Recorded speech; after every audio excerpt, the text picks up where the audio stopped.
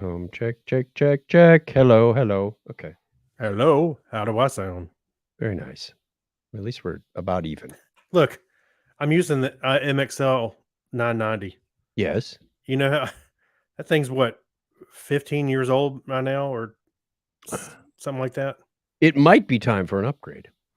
I'm just kidding. Well, yeah, I did like the Roadcaster, the podcaster, the Rode podcaster. Excuse me, I liked it, but I got to figure out how I'm gonna set it up with the mixer here. No, Um, stick with that one. That's fine. yeah, It, I think it's. it, I'm just surprised I've had it so long and it's still working well. I mean, I would get mic it's a events. good condenser mic. We use it at church all the time. The problem with Mhm. condenser mics is don't get two of them in the same room.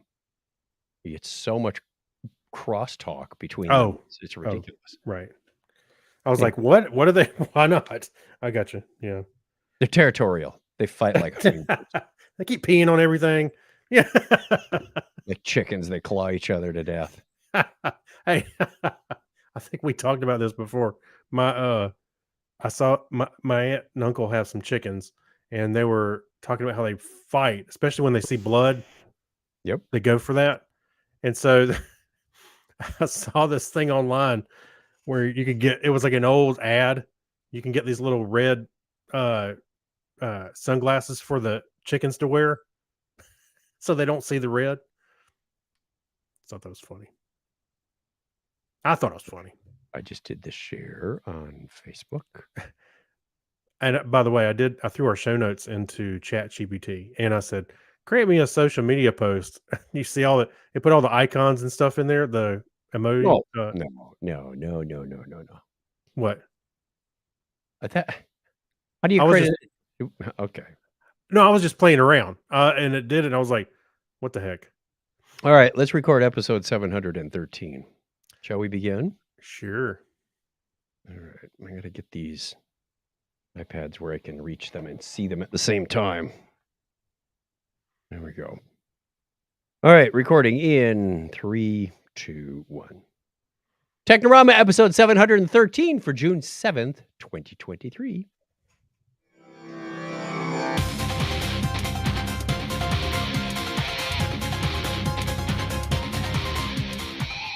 Hello and welcome to Technorama, the show that takes a lighthearted look at tech, science, sci-fi, and all things geek. If you're joining us for the first time, welcome to the show. And if you're returning, welcome back. We appreciate you giving us your time.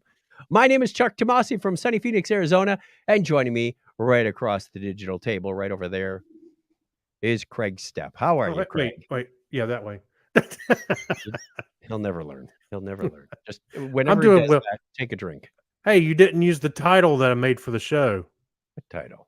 You read the date. You didn't say the Oh, title for the show. stuck in a fruit time loop. Fruit Loop time loop. Fruit. I had to think about that a couple of times when I came up with it. It's like, what's the right way to say it? Fruit Loop. Yeah. So how you doing, man? I'm doing all right. It feels like it's been a long time since we did this show, but the listeners Well, who listen to these in order won't know that. that's right. Well, we both went through our user conference, which we probably mentioned a Yeah. 100 times before, Yep. and obviously afterwards, it takes me a little while to decompress after that because Well, and you had to travel home, and that was, we can't put together a show when you only have like 1 day of prep. well Yeah. that's true. No, I just I didn't have any time during the week really to focus on that to Then put the it together. following weekend was Memorial Day weekend, and Mhm. we went to Arches National Park and Canyonlands National Park with some friends of ours. Very nice Mhm. time. Lots of lovely pictures of me and Donna and Scott and Ann and all 4 of us and lots Mhm. of rocks. Lots of beautiful rocks. Yeah, and they're rocks I've seen before in pictures, but they look fantastic. I'd love to go there sometime. Yeah, I gotta put more of that on social media. I finally gathered all of the pictures from our conference and from Canyonlands and put them in the right folders on Google Photos and got all that Mhm. sorted out. You know what I like?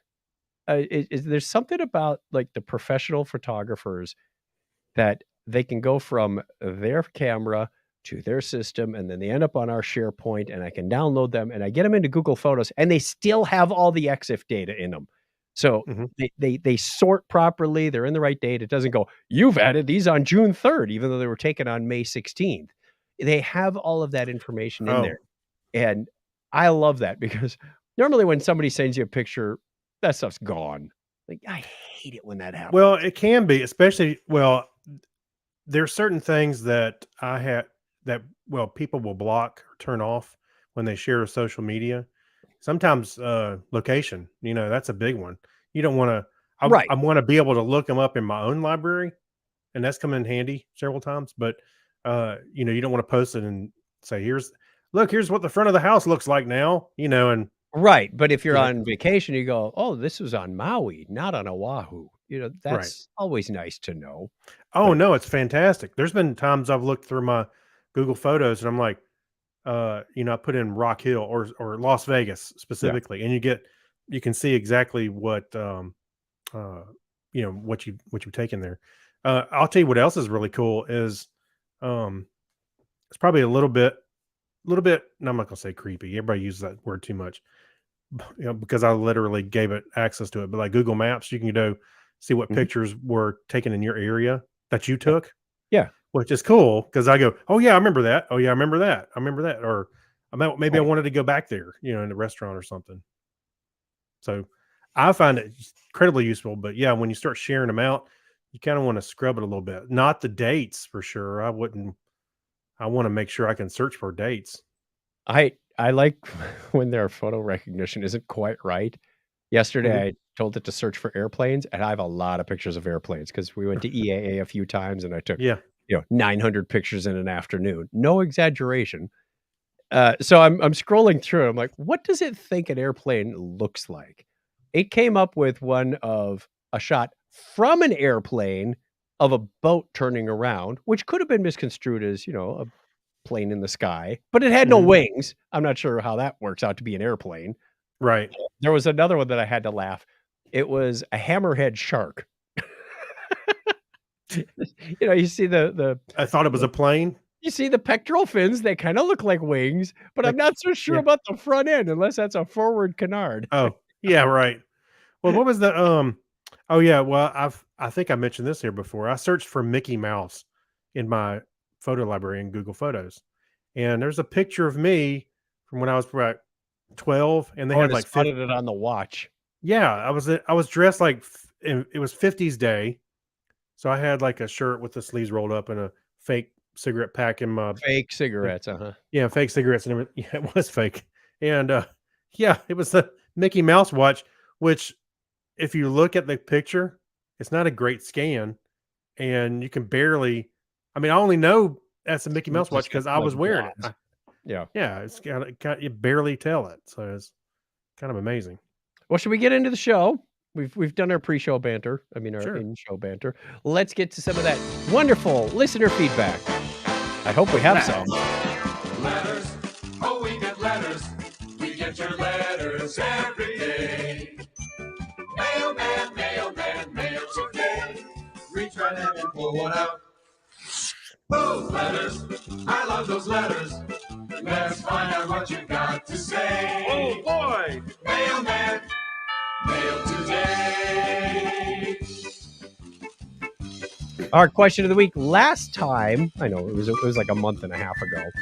Aside from Morgan Freeman, James Earl Jones, and David Attenborough, which living celebrity? Ooh, I don't think David's still alive.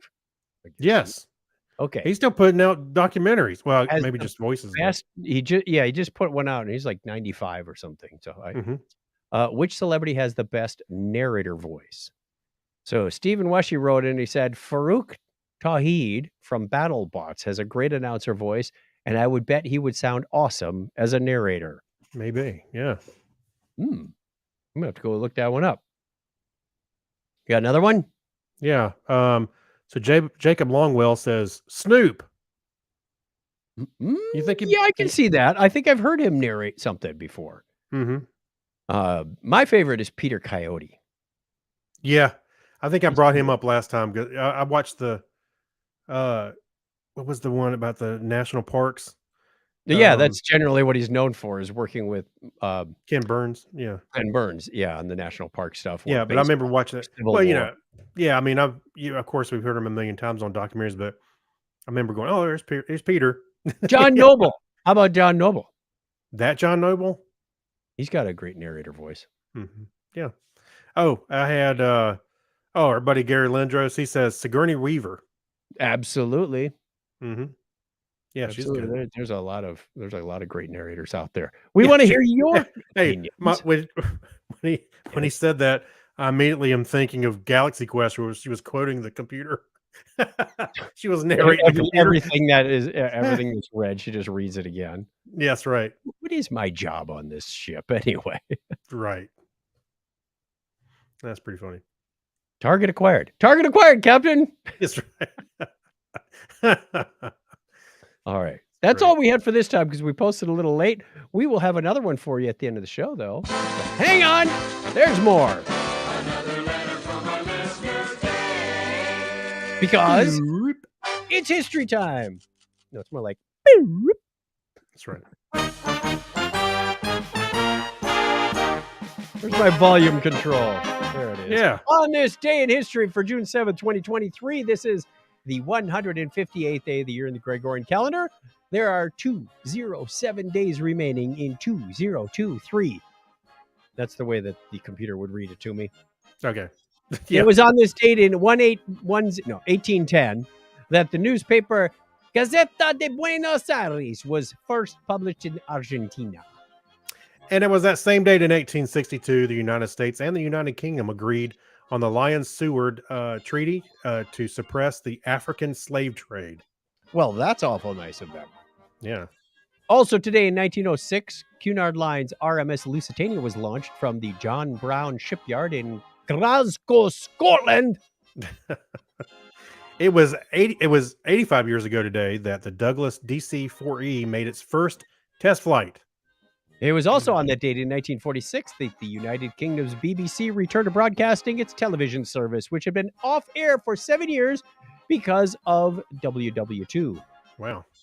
And it was 68 years ago today that the Lux Radio Theater signed off the air permanently. The show launched in New York in 1934 and featured radio adaptations of Broadway shows and popular films. It was only on the air for like 19 years. Only? This is the Lux Radio Theater signing off. Yeah. That same date in 1975, Sony launched Betamax, the world's first video cassette recorder format. That nobody used. I'm just kidding. No, a lot of people used it. I know a lot of people used it. 46 years ago today, 500 million people watched the high day of the Silver Jubilee of Queen Elizabeth II's begin on television. That was her 25th Jubilee celebration. June 7th, 1982. Priscilla Presley opened Graceland to the public. However, the bathroom where Elvis Presley died 5 years earlier was kept off limits. Yeah. Happy birthday goes out on this date too. I'm trying to fix the show notes at the same time I'm reading. Slovak German physicist and academic, Nobel Prize laureate, Philippe Lenard, born on this date in 1862. And Joan Voet, Dutch astronomer and academic, was born on the same date in 1879. We're going to apologize for a lot of names in this show, like Danish anthropologist and explorer Knut Rasmussen, born on this date in 1879. Hey, they have the same birthday. And Alexander P. de Seversky, Georgian American pilot and engineer, co-designed the Republic P-47 Thunderbolt, was born on that same date in 1894. That was a cool plane. Yes. Helped win the war. Robert S. Mulliken, the American physicist and chemist, also a Nobel Prize laureate, was born 127 years ago today. What is that?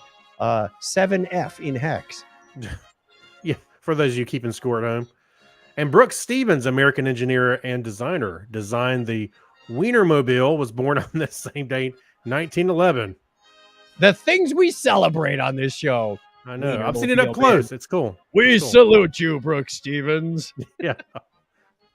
Designer of the Wienermobile. Yeah. Also born on that same date in 1952, Irish actor. Oh, because Father's Day is coming up, and this is important because he's the world's greatest father. It's the birthday of Liam Neeson. That's right.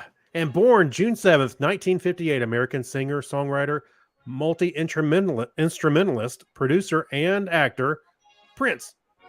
He's got his title was way longer than his name. I know, right? English adventure author and television host Bear Grylls is 49 today. Ooh, he's heading Wait. for the big 5-0. He's only 49? Isn't that amazing? He was born in 74. I mean, he looks good, but it seems like he's older, but okay. The weather has taken its toll on his face. Those bugs. Unlike us. Yeah. Listener birthdays this week include June 8th, Bobby Irvin. On the 10th, we have 2, Tim from Australia and Weber. By the way, June 10th, AA was founded in 1935. Wonderful. If we were doing a show on June 10th, we'd say that. We probably have in the past.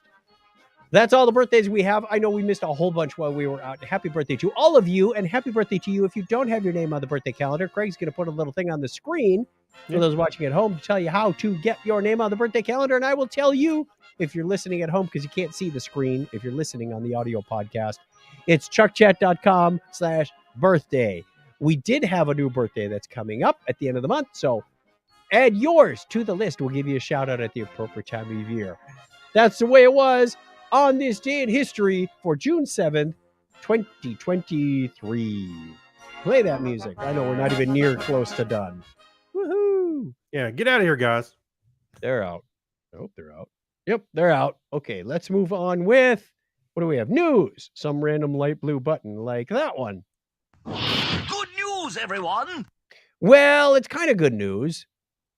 There was a recent NASA mission where Sergei Prokopyev and Dmitry Petelin put on their spacesuits. They went out of the ISS for a spacewalk that was going to last just over 7 hours. Everything was going smoothly, and they had an 11-pound bag of what we like to call leftover equipment. We had some screws left over from that Spare procedure. parts, right. Yeah. Yeah, it wouldn't be a project if you didn't have spare parts. So what do you do with them in space? You chuck them. And everyone went, you can't do that. There's all kinds of space debris that's floating around. You're going to have a problem. Well, yes and no. Yes, there is a problem with lots of space debris, and space debris flying around in orbit faster than a speeding bullet can do severe damage. In fact, there's chips in the window on the ISS from flecks of paint.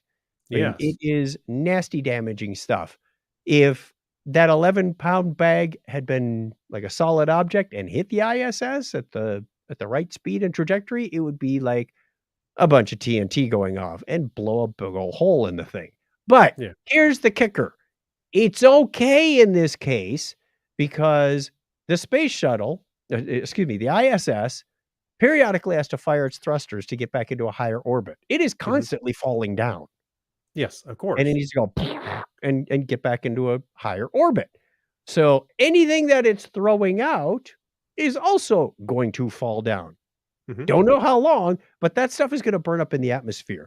Because basically when you throw out garbage that can't maintain an orbit, it's going to fall into the atmosphere and the Earth will become an incinerator. Absolutely. So unlike somebody just like, oh, I got some spare parts on the ground and chuck them into the ditch and there they sit, that's littering. This is like, you're going to incinerate it and spread the ashes over probably mostly water. So it's not like anybody's going to get hit or die. I wonder if they have to kind of get it away from. Do they throw it short term? Yeah, short term. I imagine it would be in the orbit and it would fall. But yeah, do you like toss it towards the Earth? I would. I mean, start its decline. Absolutely. Yeah, I would. Or then I started thinking, you know what? I was like, some scientist was like, no, you throw it away. It will descend faster. Some weird math. Gravity. Yep. Could be. Because there are things like that. If you want to catch up to somebody, you actually have to go into like a different orbit. It's crazy stuff that goes on out there. Did you say you threw it towards the Earth? It's going to bounce. Bounce off the atmosphere, which it could. I guess it could. Yeah. So it's well, this stuff doesn't have any protection either. So as soon as it gets a little I leave it up to the NASA engineers. They know which way to say, okay, Sergey, pitch it over your right shoulder, count 3 times. And if that's what the NASA engineers say, I trust them. Hey, I wonder if like something like this would ever enter the atmosphere intact, and like somebody's diving a wreck, in the ocean. They go, what's this? Like a space hammer. Yeah. Yeah. It's all Well, pitted the from the Vikings were really advanced, weren't they? all pitted from re-entry. Yeah. So they're not throwing the Right. tools away. They're just throwing it. Anyway, our next story is Or from the Snicker wrappers and stuff. archaeologist.org. And I think Craig got caught by clickbait. Oh, did I? I think so. It's new discovery at the Grand Canyon that scares scientists. And I ended Hey, up it watching looked the interesting. video from Future Space. And let me tell you, every video I watch on this channel is disappointing. It's got some elements of education in it, but they're talking about the Grand Canyon, but they throw in footage from other places like, here's Antelope Canyon, not even close. And right around the corner, Horseshoe Bend. Yes, that's the Colorado River, but it's not the Grand Canyon. Right. And there was nothing in here that scared scientists. There are some things that they You don't know that. Yes, they never talked about it's usually about 12 to 15 minutes of where's the part that you said in the headline? Oh, it's not in here. Every time. Right. And whether it's space or geology or physics or whatever, every time I watch something on this channel, I'm like, God, every time. Okay, fine. I'll be so Well, I look at can't. look at the album art they put in here. There's like an alien face. That wasn't even in the video. I thought it looked interesting. Fair warning, Technorama listeners and viewers. Here, Fine. I got to show this on the screen because you'll appreciate this. Okay. Fine. Yes, You in the got me. Grand Canyon, the ancient Hopi Indian performed theater. That's right. That's funny. Oh boy. So that was fun. I had to, but I watch it anyway. It's like train wreck in slow motion going. I swear this time there was informative stuff. They talked about the Native American tribes and the history and the river carving and the theories. They even talked about the great nonconformity where Mhm. there's this missing billion years of rock layer. So, there was some science in here. I'm not saying it was a total waste. It just Okay. wasn't what they advertised. Right. That's what drives me nuts. Because I think there's going to be like some revolutionary science news in here, and there never is. Okay. Third Fine. story. Scientists actually managed to translate chimpanzee language for the first time. Is this clickbait also? They said, we're going to use ChatGPT. Yeah. Right. So, no, I did read through this, and it said that they're getting their hands around the syntax and the structure of some of their language. And I thought they already had this from observing them for like the last 30 I years. guess to some Even degree they surely they had to. right. Even to well, it's not just, hey, there's a snake, so they go, wah, wah, wah, wah. It's they know there's certain vocal incantations they do for a for minute there, I thought you were saying snake, snake, snake. whether it's an alarm or danger or get out of my territory, whatever it is, they're making some sounds to signal these things, and they're consistent. They said they were also starting to string these together into a basic structure, which leads you to this isn't unique to humans. For a long time, they thought, oh, language is our thing. That's what makes us Right. human. Right. And it's not just chimps. They know that dolphins and whales also have a language, even a dialect. If you go to one pod and another pod of humpback whales, you'll hear slightly different variations. I mean, it's really kind of cool. Well, I always thought, now I'm obviously unscientifically here, but dogs, even dogs, they can kind of tell whether the other dog is being more aggressive, or it's a different tone when they're barking and stuff. So I think they understand, like you said, from a pack point of view, maybe like alerts or things like that. I don't know if they got a full-blown language. I doubt it. I doubt dogs do, but This feeds into an article later we have in the Geek Library too that I'll talk about, because there's a bit of crossover between brain signals and development and language. And we'll get to that in a sec. Let me Sure. close out some of these extra tabs that I have now. But yeah, I think it's neat because they said the basic blocks of how human syntax evolved and even began could turn what scientists think they know about human syntax on its head and could help further strengthen the ties between humanity's evolution and animals like chimpanzees. hmm So, very neat. Hey, well, I like how is this? I mean, I know they got a, what they're saying is they got a language and inflections and dialects and stuff between them, but Mhm. I mean, my dog understands some words, knows what to do Understands, when. yes, but they can't really communicate to you. And I thought there was I thought this was a done deal when they started teaching the chimpanzee Washoe how to do American Sign Language, like just some basic sentence structure to say, I want to go outside, or is it time to play? Can I have a grape? The chimp was able to communicate, not just listen to us and understand, but respond back or make commands or suggestions. So, your dog's not going to be able to do that. Well, how do you know that? I have meaningful You wanna conversations go about my. outside? Dog wags its tail. That's a response. Mm, I don't know. I do have one of my dogs grunts a lot, and uh, you can tell that if he's having an emotional kind of moment, like I'm petting him, he's really relaxed. He'll grunt a little bit, or if he wants something, you can hear him. I can hear him grunt. It's not a growl. It sounds like a little pig almost. Stuff like that. But I'm not saying that they're. I know dogs can understand a bunch of words, but I do believe in some ways they do communicate back. Right, but not in sentences, not No, with of blocks course. of Oh, if that happened, I'd be like checking my medication. that's what they're saying about the I understand. chimps, though, Yeah, I is got that that. their vocalizations hmm are making a structure. Right. Okay, let's give a quick shout out to the chat room. We have a chat room. We Oh, have wait. somebody who's watching out there. By the way, wait a minute. Yes, But yeah, when you were just mentioning the, uh, were you talking about Coco the gorilla, or were you no, mentioning somebody else? Washoe, the chimp. Uh, Oh, that one I'm not familiar with, Yeah. but remember Coco? Yeah, I remember Coco, a similar situation, similar study.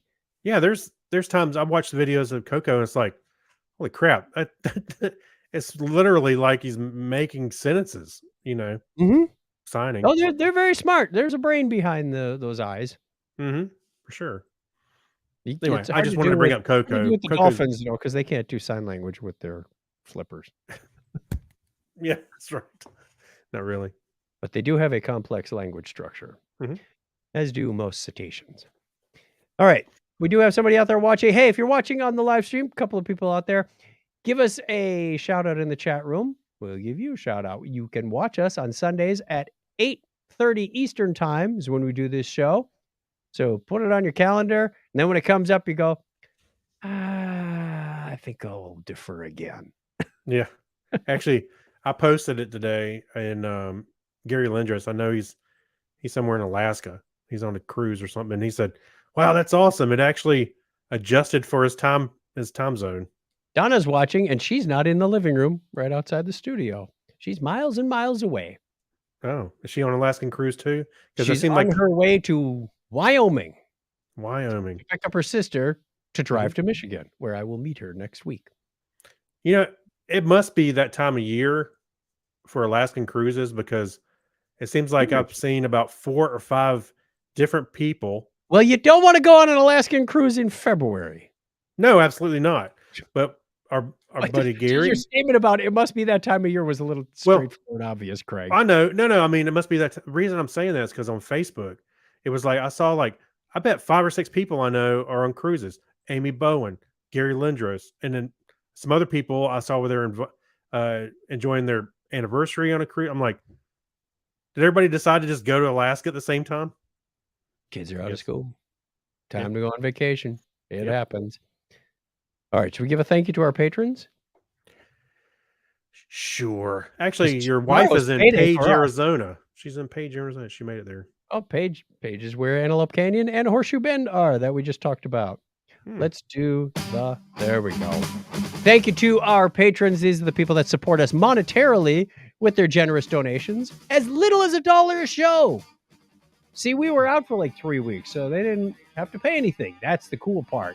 Yeah. Thank you to Alexis Durand, Amber Elstad, Amy Bowen, whom we just mentioned, Abner Braverman, Ben Vaughn, Brian Brown, Chris Martinez, Chris MC, Dandy Man Coyer. Thank you so much, Dean Jensen, Denise Inglis, Gary Lindros, John Clifford, John Noble, Yorga Shrawan, Crazy Joe Adventures, Kyle Nishioka, Leon, thank you, Mark Kilfoyle and Brad Miller, Mike Wills, Saturday Morning Media, strangest name a parent ever gave a kid.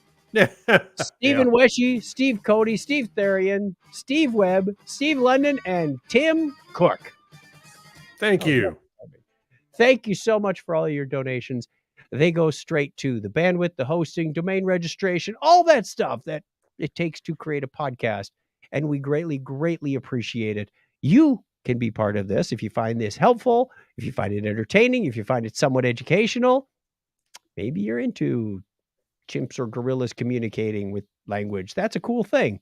Yeah. Patreon.com/Technorama podcast. We'd love to have you as part of the family. Get your name called out on the show, and you get a free episode just for the patrons. We're about to send out some more postcards later this summer. We're in the design phases of our, our $5 tier for the t-shirts. Wait, we are? Oh, wait, yeah, we are. We're ideating. They're what? We're ideating about the 2023 t-shirt. Okay. So we've got a few people that are going to be getting t-shirts again this year. Thank you so much. It's our way of saying thank you for supporting the show. You keep it going, and we'll keep it going too. Which leads us on to the part of the show where we talk about what we've been reading, watching, listening to, etc.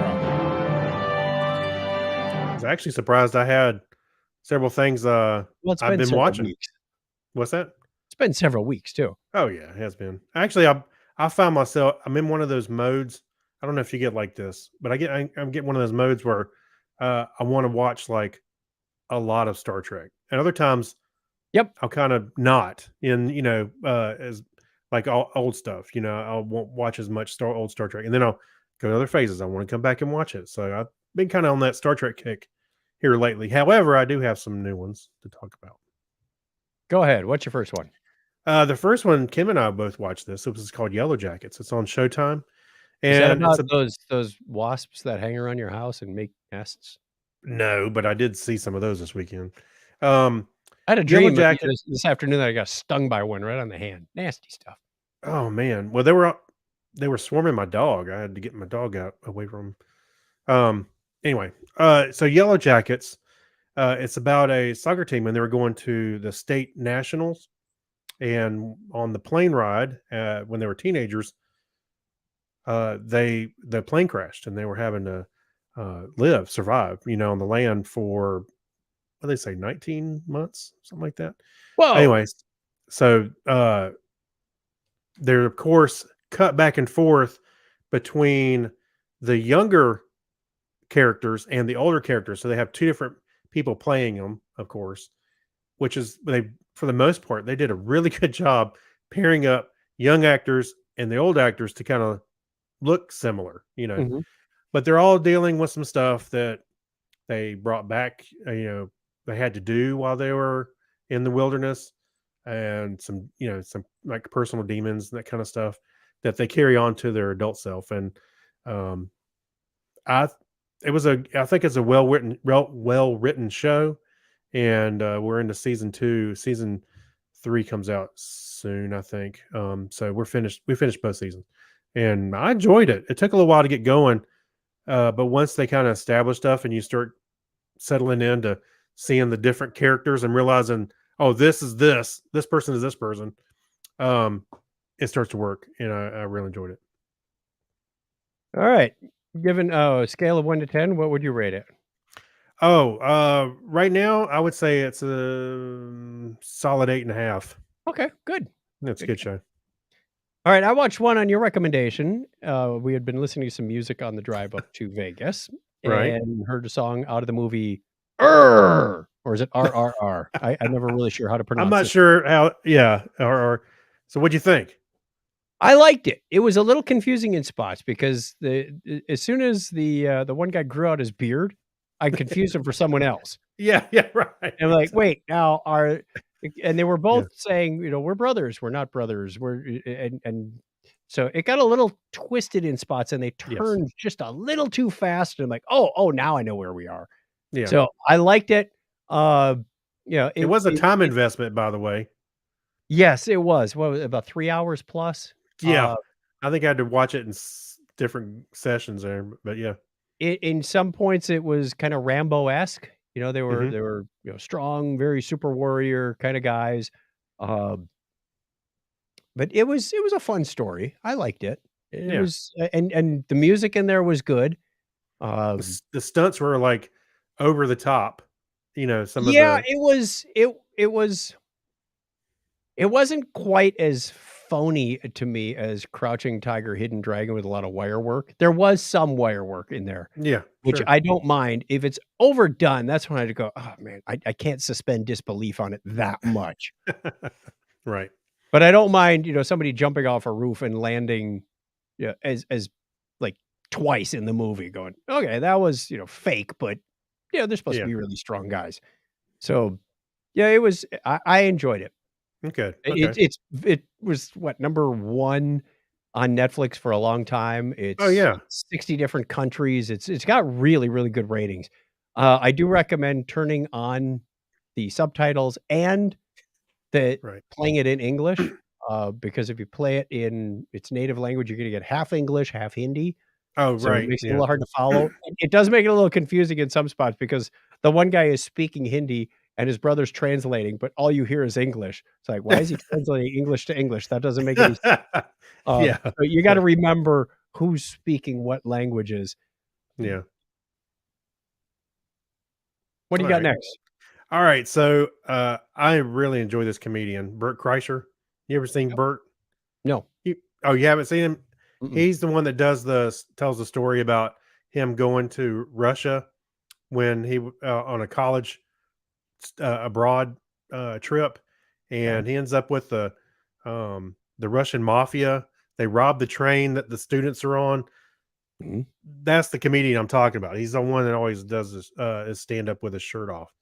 So he has a new one called Razzle Dazzle on Netflix, and I enjoy Bert. I think he's funny, especially when he talks about how he, I don't know if I'm surprised his wife lets him talk about him, but he talks about how his daughters are so stupid, and he, but you have to listen to the things he says. But anyway, it's a good show, and I'm gonna give that one a solid 8.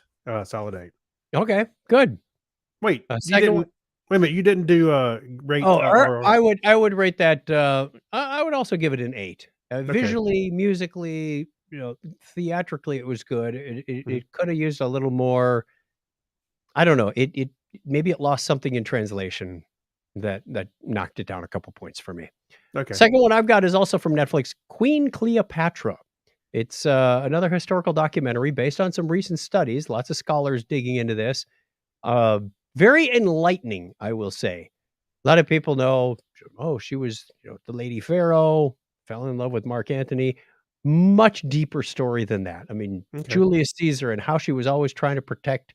She actually didn't. She wasn't the pharaoh of Egypt at first. There was a lot of family infighting, which is very common when somebody like, "Hey, dad died. Which of the three of us is going to be the next pharaoh?" Well, I'm Oh going to yeah. kill you and you, so I'm the pharaoh.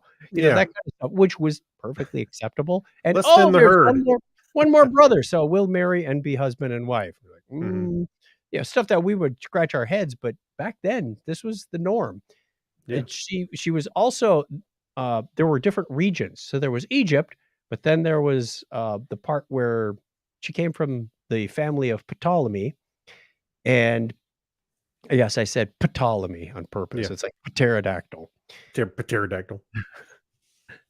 and, it's like psychiatrist too. Right. The There's Alexandria, which was a region, there's the Ptolemaic dynasty area, and there was the Egyptians, and they weren't exactly a unified region yet, and she was there to try to unify them, work with Rome because the Roman Empire was on the rise, and so a lot of dynamics going on in different respects. 4-part series, worth watching if you're interested in history. You got to see this one too. All right. So I give this one a 9. Okay. Oh, wow. That's pretty good. The next one, I'm gonna admit I did not finish this series, but it's called Fubar. It's got Arnold I Schwarzenegger. started watching. I want to Okay. hear your review Well, first. I first off, I like Arnold Schwarzenegger. Yeah, you Yes. know, and I'll be honest with you, I kind of stopped after the first episode. I didn't get through the first All right. episode. That's what I'm saying. I don't think I did either. So Arnold is a CIA agent. He's leaving the agency to retire, and he kind of gets pulled back in. And I don't want to give anything away because it will kind of spoil the how it works. But he kind of gets pulled back in at the last minute. So if you want to see it, it's there. I didn't quite finish the first episode either, and I was like, I just don't think this is going to work for me. And It had elements of Alias, the show from, what was it, 2005? yeah, If you've seen that, I probably just gave away a clue. If you haven't, don't worry about it. mhm. But I went, are we rehashing this story? Only with a little more. Alias was more drama driven. This one had some comedic elements, as a lot of Arnold's movies do. They're serious, but they throw the occasional. He had a reference to a kindergarten teacher. I went, okay, that was funny. little on the nose there, right? Yeah, he had another one that was like, oh man, but there was something about it that I went, I can't watch 8 episodes of this. It wasn't grabbing me. Yeah, me And neither. it's very popular on Netflix too. It's like number 2 this week and last week. Well, you know what? Mhm. Hey, look, consider the source who says it's popular. It's Netflix's It's show. in there. Yeah, it's Netflix's own ratings. Yeah, I know. That's Of what course, I'm like. if they put it up there, I'm gonna relay off of that one because I also watched an Arnold movie because these just came up like, hey, these are trending. Yeah. Conan the Barbarian. Yes, I did rewatch that too because I saw it on there. What did you think when you saw it again? It's one of those movies you kind of got to watch it with the time period in mind when it came out, because as far as special effects and stuff go. Some of the fighting is a little doesn't quite hold up, maybe just some of The the voiceovers were terrible. voiceover. Yeah. Yeah, I'm not. The effects were actually pretty good when the spirits try to claim Sure. them in the middle of the night. Yeah. That was actually pretty good. That held up fairly well. I mean, you felt like, ooh, there were some ethereal beings running around, and but the pace of this movie was slow, I know. and Well, they keep leading to the point where, oh, this man will be king. They never really talked about that until the very end. They go, and so it was that Conan became the king, but we'll talk about that at another time. Like, Right. what? I mean, Yeah. what a letdown. Yeah. I still enjoy it because no. of the impression that it made on me when I first watched it. It's one of those that kind of brings back the nostalgic feeling for me. So I like I Conan. was trying, man. I was trying, but Hey. to listen no. to Arnold, a lot of the sound effects were overdubbed. So he's being chased by the wolves, and he goes into that, falls down and all you hear is you hear Arnold kind of gagging on himself. It sounds like they just said, "Hey, just make some gagging noises in the sound Right. booth." Make it Hey. sound like you're falling down the stairs. Do yourself a favor and try and watch Conan the Destroyer. I don't know if I can put myself through that, Craig. After the Barbarian, it was. Yeah. I can't listen to Olivia Dabo going Bambata, Bambata. That's all I remember.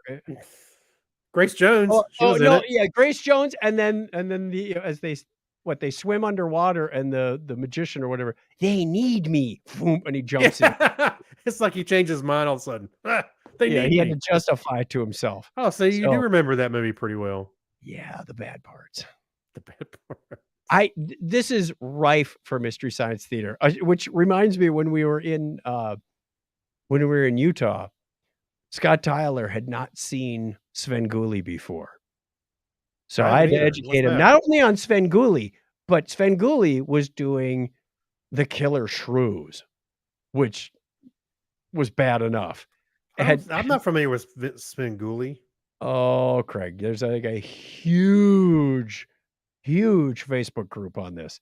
Svengoolie has been around at least 40 years. Oh, that guy. That's right. You That's know, he right. That's kind of right. you almost get this Alice Cooper-esque kind of Yeah, with the look from top him. hat and everything. Yeah, I know. yeah, Yeah, cross yeah. between Alice Cooper and Dr. Demento. You got Right. Svengoolie. I'm sorry. I did know. I just didn't remember his name. You're Now, right. I believe he was in the 70s, and then in the early 80s, He was kind of an Elvira kind of kind of, character. yes, Yeah. yes, yeah, very much, you know, he's This got doesn't his look lair, and anything like Elvira, but yes. Mr. Tombstone is a talking skull that does a little Right. skit, and he puts in these kind of Mystery Science Theater vignettes in the commercial breaks. You know, he writes songs and whatnot. Now, I actually got introduced to Son of Svengoolie, which I don't think is around anymore, and there might have been a branding issue. I don't know what the whole story is there, but similar things where, you know, as he's talking, somebody yells out "Berwin." It's exactly the same format, but Right. it's a lot of fun. If you like Mystery Science Theater, you got to check out Svengoolie. Okay. It's not the talking through the movie though. You get to watch the movie, but it's the interstitials that you get. Yeah, the hosting stuff. Yep. Okay. And very Got it. creative too. All right. So where were we? You were on your fourth one. oh wait, you got to rate it. Oh, Conan Yeah. today? 2. Well, what did you think about it? Think back when you first saw it. 7, 8. So you liked it better then, of course. Yeah, because Mhm. you know, we didn't have any adventure movies, and Arnold was just starting to come on the scene. It's like, wow, he's pretty strong and powerful, and he Yeah. defeated James Earl Jones, the Snake guy, and Yeah, and like I said, I watch it for the impression that I had before. It's not like, but I do see the flaws that you're talking about. I absolutely when he fell and you were like going, I could be vacuuming the house while that's playing in the background and not miss a beat. right, right. Okay, so the next show I finished season 2. I think season 3 is coming out. I think you should leave with Tim Robinson. Wait, It's a comedy you do? sketch. Why should I leave with Tim Robinson? I know. I think you should. It's actually a comedy sketch kind of show, Yes. but the humor is, I don't even know how to put it. It's different. Sometimes it's a laugh kind of thing. Other things you go, or maybe awkward kind of situations. It's like it's hard to explain the kind of humor, almost like a little deadpan to some degree. Mhm. So I liked it enough where it's like, you know, I don't know. My son said he loved it. So anyway, I can recommend that. I would give this probably more like a 6. Well, let's go with a 7. I'll give it a 7 because I thought it was funny, and there was certain things like they had Saul better Bob Odenkirk was on there an Yeah. episode, and then you had a few other big name actors doing as part of a skit, but that's not the focus of it. But it's almost like what's the one with Fred Armisen? Portlandia. It's almost like that. Okay. You ever seen Portlandia? Mhm. I mean, It's I also know of it, but I haven't watched it. it's also a sketch thing, and almost like they tell inside jokes. Kind of, it's hard to explain. Anyway, I would say I'd recommend it. Go check it out if you're like kind of awkward humor. All right. My final one is Airport from 1970. Because, you know, I got to watch some old movies, and Barbarian didn't work out. This is casted by, led by Burt Lancaster, which easily confused with Charlton Heston back in the day, in my opinion. Dean Martin, who was one of the pilots on the plane. Okay. George Yeah. Kennedy. Just the right person you want as a pilot. Right. Known for drinking. Drunk. And a womanizer. Yeah, he actually got Yeah. a woman pregnant in this one. George Kennedy, who was the mechanic problem solver, you know, cigar hanging out of his mouth. And then a host of other characters, Jacqueline Bisset, who I knew from the movie The Deep. Many other wonderful people in this movie who did a great job. But again, for the time, holy smokes, it was just fun to watch how did this little old lady walk onto a plane? And she explains it. She's a stowaway on many, many flights. She says, "Oh, I have a black marker just like the people at the gate, so I can write my own boarding pass." Like, okay, clearly barcodes I weren't use the invented Sharpie to then. make my little QR codes, and You know, well, how do you not get checked? She goes, "Oh, I make sure that I walk by when the gate attendant is very busy, and I just flash it and walk on." Or I walk up to the gate attendant and say, "My brother has dropped his wallet, and I need to get it to him." So you don't have to clear security if you don't have a boarding pass. You don't have to apparently even get on the plane if you don't have a boarding pass. And it's comical from the standpoint of the security and the airport and oh, how people are just walking wherever they want. yeah. Uh, there was a little bit of, "Oh, I'm calling to see if my husband is on flight 2 to Rome." "I'm sorry, ma'am, I can't give you that information." Like, well, at least there's something that's a little secure Yeah. because nothing else is. Right. Or, what's funny is, I happened to see one the other day on YouTube. Say what you want about OJ, but the commercials where he was running through the airport, Yes. I'm thinking, "There's no way that would happen today." But You people know, run and through the airport all the time. They're usually yeah, but he's, like, dragging jumping over, you suitcases know and whatnot. yeah. Yeah. Or barricades. He's jumping over 'em like, he'd be arrested. Well. Stop right there. Stop right there. Alright, we'll leave You'll that get us we'll let all in that one go. trouble. So Yeah. it Well, it it was it wa again, it was a little slow paced, but again, for 1970, we didn't mhm. have the same type of directors and action films and whatnot. Um, so, I mean, it was alright, but, yeah, I'd give Was this a it wasn't Airplane, I know it's kinda oh, based shot for shot hang on on, another one, there's more than one airport. There's the original airport from 1970, right? then there's Airport 1975, and I believe there's Airport 1977 as well. They're all on Netflix right now, so Well, I I mean, will eventually get to them, and yes, it Airplane wa has elements. They yeah, took that parody from these films. Direct that's what you I can see the elements. It's like right, watching Kentucky Fried Movie and then watching Enter the Dragon. You will start laughing at a normal movie. Like, yeah. this That priest reaches across the aisle and slaps another customer like, "Yes! That was funny." well, that's what I was getting at. I thought that Airplane was a kind of a parody of this, but wasn't Airplane, I forget the name of the movie, was almost like a shot for shot for another plane movie? Don't remember, haven't gotten there yet, but I'll There have is to look. a Yeah, there's a movie, it's funny if you look at just find it on YouTube, where there's they show shot for shot how Airplane was made. Yeah, it wasn't shot for shot through the whole movie, but there were clips of what was happening saying, "Okay, this they did that way to emulate that." Yeah, Yeah, but it wasn't the whole movie that was shot for shot because obviously you wouldn't end up with a very funny movie, but there were some scenes that were pretty darn close. That's coming. The, when they landed the plane, I half expected somebody to come into the cockpit and go, "Just wanna let you know, good luck. We're all counting on you." yeah, After the plane has landed, there were points in there like, "Really? They yeah, should."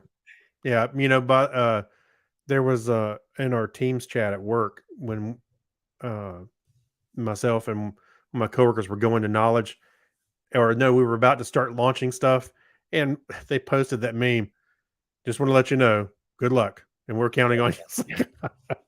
Of course. Yeah. Alright, should we do a quick geek library and then head on out of here? Yeah, it's just a couple of videos, really. So yeah, let's do that.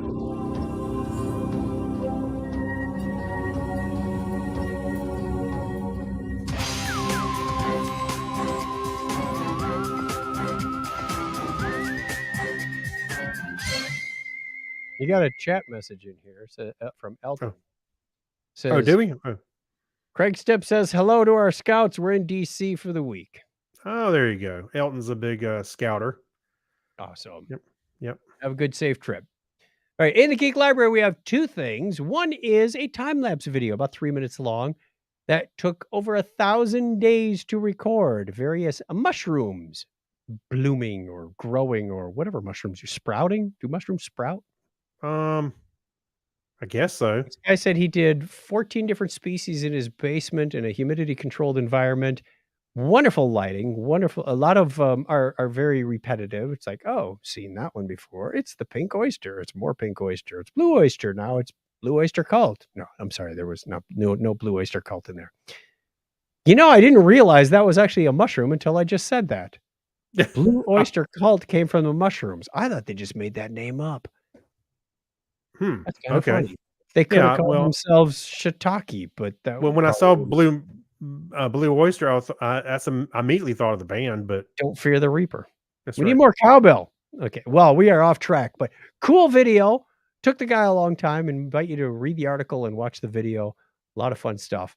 The Yes. second one is was it a video? I don't think this was a video so much. Oh, I thought it was a video. Oh, No, okay. it's an article about Carl Sagan, and he went in and made his book, The Dragons of Eden, which and he later endorsed this same thing in Cosmos about the triune brain, where you're down deep, you've got the reptilian brain that's in charge of survival and instincts, and then you've got the mammalian brain, and then you've got the human brain on top of that. This has been debunked for at least 10 years, but it continues to be a myth that we evolved from the reptilian brain. In fact, I remember teaching a course about 10 years ago, and my boss mentioned this. And I don't think we need to be talking about that in this, because it could just stir up all kinds of bizarre stuff. So in the triune brain theory, who's this McLean guy? I can't remember where he comes into the story, but he argued that the human brain evolved layer by layer, the deepest portion responsible for functions like movement and breathing, as well as instincts like hunger, survival, and mating. They originated from our ancient reptilian ancestors. The second layer, the limbic system, controls emotional responses and arose in more recent mammalian ancestors. And then the third and final layer is the cerebral cortex that allows for language and reasoning and only arose in humans. Yeah, right. So nobody's actually done any scientific research on this to prove this is the way it went. In fact, recent research says, look, we looked at turtles and we looked at mice, and when we hit this response about survival or fight or flight or whatever it is, it happens in all kinds of different areas of the brain. So it's not layered. Otherwise, you'd see like, hey, the pawns is lighting up, or it's different parts. So if anybody ever approaches you with this theory, and just go, no, you might want to do some more research and look at modern research in the last several years to debunk this. It's not a thing anymore, so please don't reference it. Okay. I won't. That leads us to our question of the week. Yeah, because Craig is so deep into brain theory. Craig that's right. Our question of the week is, what's a trope you love but can't seem to find enough of? Well, I don't know about find enough of, but I always think of first thing I think of. It's not. I don't know if you classify it as a trope, but I always look for the Wilhelm scream. I was going to say the same thing. Yeah, I don't know if you call it a trope, but I guess it is. It was in Conan at least a couple of times, and I Yeah. think I heard it in Airport as well.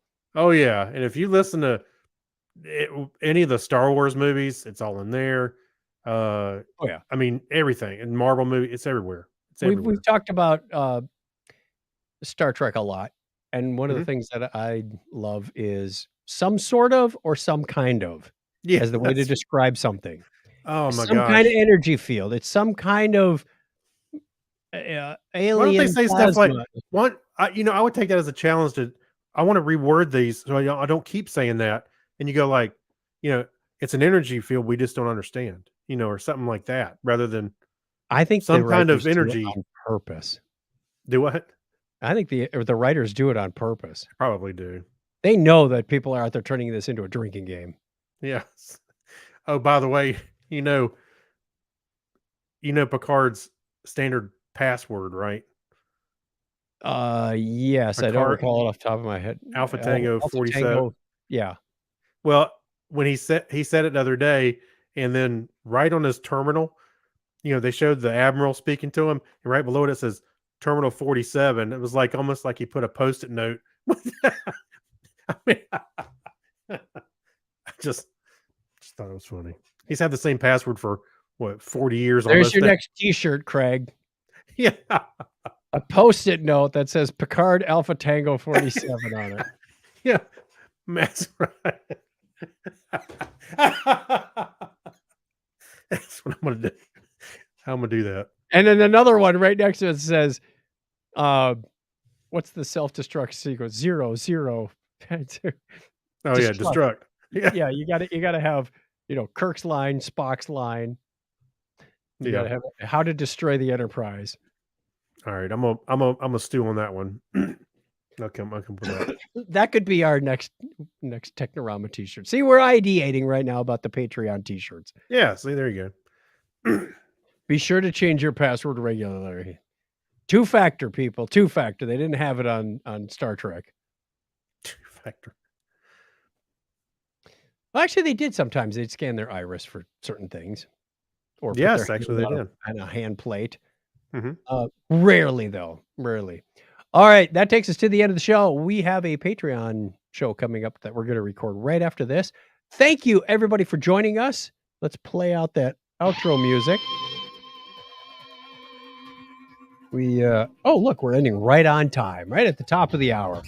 Yeah, I like to keep these a little shorter, but didn't work out this time. Not a lot of shows to talk about. The other things catch up on. If you have an idea or a response for anything on this show, feel free to get a hold of us, 707-530-2428. We'd love to hear from you. Or email us, technorama@chuckchat.com.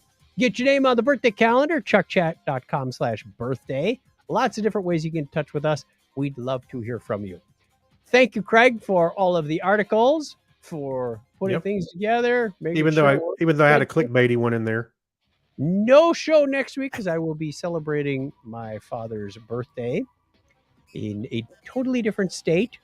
But until then, we'll talk to you again soon. Craig, give him a binary high five. All right, 101. Have a good one out there, Elton, with your scouts. All right. Different way of ending it. There you go. That's the end of the regular show. We're going to stop our video stream now so that we can go create our other show. Thank you, Elton, Donna. Safe travels. Glad you made it to Paige. We mentioned Horseshoe Bend and Antelope Canyon earlier in the show, and she's there right now. You're just covering the whole area, aren't you? Got it covered. What is this icon on my menu bar? It's a little chrome. I can play some audio. How to prove the Big Bang Theory with an old TV set. Why is that on there? Not even in my... if you're using Chrome on your phone and your computer, you'll see it on the taskbar. It'll show up as another. It's on the menu bar. Am I? Yeah, I've got current local time in Phoenix. It's so you can open up those web pages that are on your phone, on your computer. And they disappeared. I didn't have that open. Okay, well, I guess that's what you're looking at. I don't know without seeing it. So. Yeah, it was just like a little play icon up on the task on the menu bar. Okay, mystery solved because I closed all my browser tabs on my phone and it disappeared. Yeah. So thank you very much, everybody. I got to find the right window menu tab. Turn that off. We will see you again soon. Bye. All right.